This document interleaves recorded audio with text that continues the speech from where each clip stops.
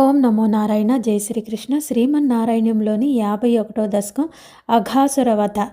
కదాచన వ్రజశిశుభిः సమం భవాన్ వనాశనే విహితమతిః ప్రగేతరాం సమావృతో బహుధరవత్సమండలైః సతేమనైర్నిరగమదీశజేమనైః వినిర్యతస్తవ చరణాంబుజద్వయాత్ ఉదంచితం త్రిభువన పావనం రజః महर्षयः पुलकधरैः कळेबरैः उदूहिरे धृतभवदीक्षणोत्सवाः प्रचारयत्यविरलाशाद्वले तले पशून् विभो भवति समं कुमारकैः अघासुरोऽन्यरुणदघाय वर्तनीं भयानकः सपदि शयानकाकृतिः महाचलप्रतिमथनोर्गुहानिभप्रसारितत्प्रतिथमुखस्य कानने मुखोदरं विहरन् कौतुकात् गताः कुमारकाः किमपि विदूरगे त्वयि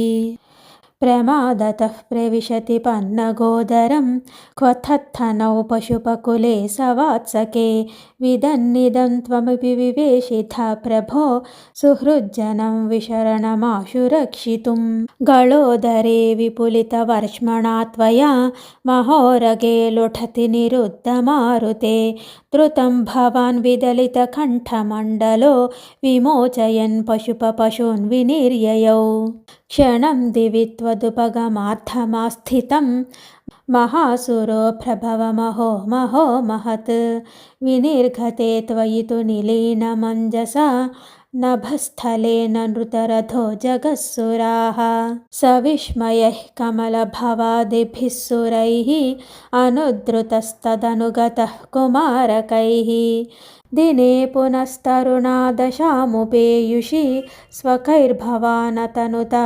भोजनोत्सवम् विषाणिकामपि मुरळीं नितम्बके निवेशयन् कबलधरः कराम्बुजे प्रहासयन् कलवचनैः कुमारकान् बुभोजिथा 13 गणैर्मुदानुतः सुखांशनं त्विह तव गोपमण्डले मुखाशनात् प्रियमिव देवमण्डले इति स्तुतस्त्रिदश वरैर्जगत्पते मरुत्पुरी निलयगदात् प्रपाहि माम्।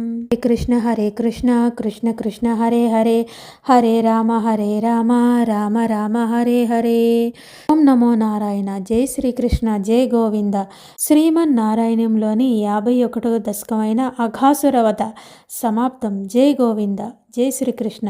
జై శ్రీరామ్. ఈ దశకం చదివిన తర్వాత భగవద్గీతలో 15వ అధ్యాయం చదివిన తర్వాత 52వ దశకం చదవాలి.